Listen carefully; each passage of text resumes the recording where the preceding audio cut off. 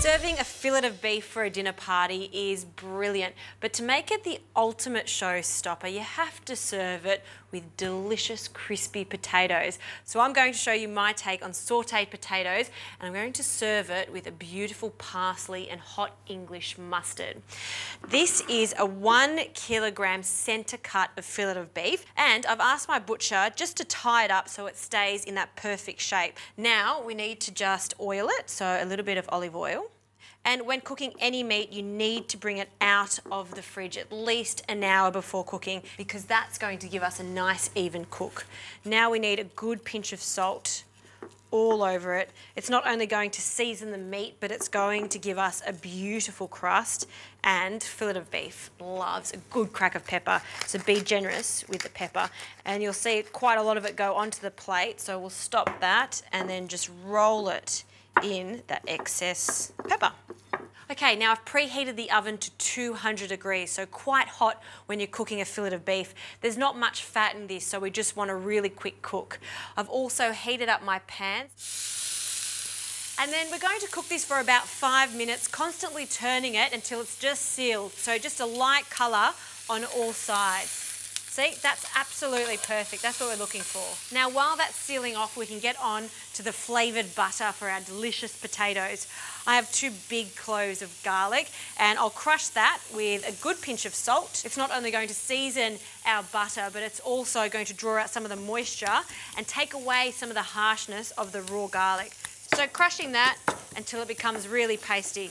This is one item I can't live without in the kitchen. I know I go on about it all the time, but a mortar and pestle has so many uses for me in the kitchen. I make vinaigrettes from it, butters like this. You can make pesto. It's such a great investment, and it also looks pretty good in the kitchen. See how it becomes really sticky? That combination of garlic and salt. Now we can add some parsley, but before I do that, let's check our beef. Perfect. So we can see we've just got one more side to do. All right, back to this. We'll get some of our parsley and I'll roughly chop it just to give our mortar and pestle a hand. We'll pop that in there, and then again, this is going to be quite noisy. Give that a really good smash until it almost looks like pesto.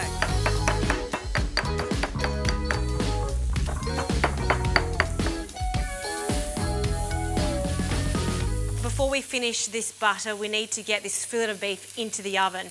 Now, I like to cook this for about 15 to 20 minutes for a 1 kilogram piece of beef. And if you have a meat thermometer at home, it's going to be really useful. What we're looking for is 55 degrees as the internal temperature. So into the oven, 210 degrees. Now, while that's cooking, we can finish off this butter.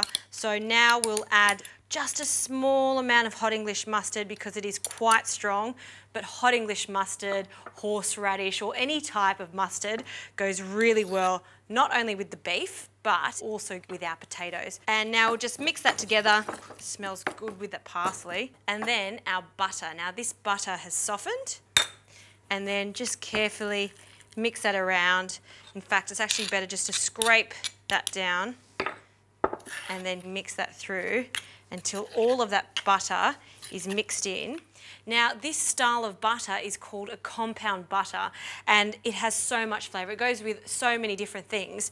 But what you can do now is just get a bit of cling film and just roll it up into a cylinder and pop it in the freezer. It'll last for 3 months or a couple of weeks in the fridge. So next time you want to do your potatoes, you can just get a little bit of this butter, pop it in the pan with them. I'm using some baby potatoes because I want them to cook quite quickly.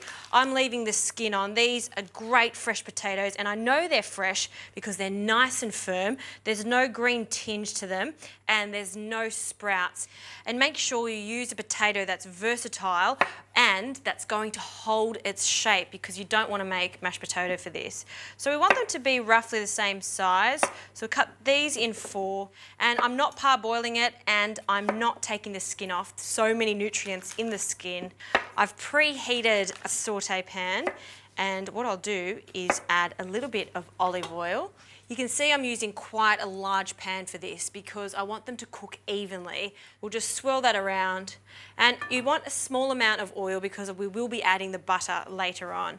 So in with our potatoes, and at this stage we're just sealing the potatoes off, getting them golden brown, and then I'm going to turn the heat down and continue cooking them with the lid on. So this is going to take around 15 to 20 minutes, which is perfect because that's when our meat is going to come out of the oven. Now the steak has come out of the oven and I've placed it on a plate just to rest for about 15 minutes. You don't need to cover it because it's such a large piece of meat, it'll hold its internal temperature. Now, have a look at this. Oh, yum-o. Golden on the outside, perfectly cooked in the centre. Now it's time to add the butter.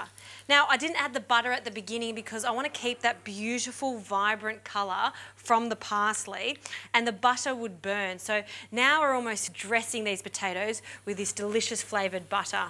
And the French in me can't help myself. I love to add a lot of butter to this. One more spoonful. Trust me, your guests will be so impressed with the flavour of this. And then now what we do is just coat all of those potatoes in that yummy butter.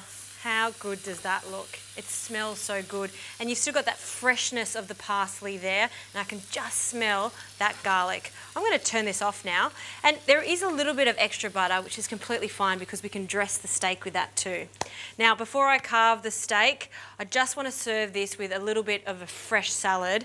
And this is very trendy in all the restaurants at the moment, serving baby cos in some wedges. So I'm going to cut this straight down the centre. You know, I went through a stage where a lot of people didn't like cos lettuce or iceberg lettuce, but it's fashionable now because, you know what, it's so crunchy and it looks fantastic. So I'll place a little wedge onto the plate. I'll add a little bit of lemon, just a squeeze. If you're going to have delicious buttery potatoes, you need to cut through that with some freshness, and this is what the element is for that.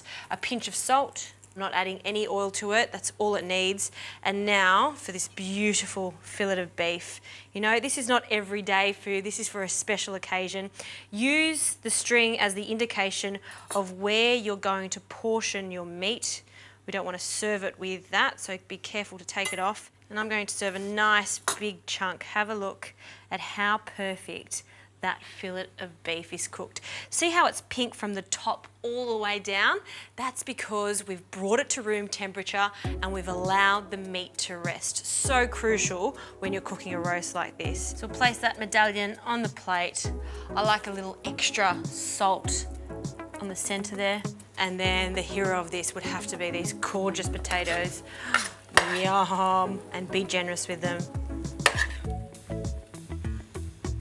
And then if there's a little extra butter, which there definitely is, and we'll drizzle that over the top.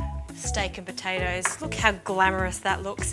Very easy. You get those steps right with the fillet of beef. Serve it with delicious potatoes jazzed up with some parsley butter. Tell you what, you're going to impress all of your guests.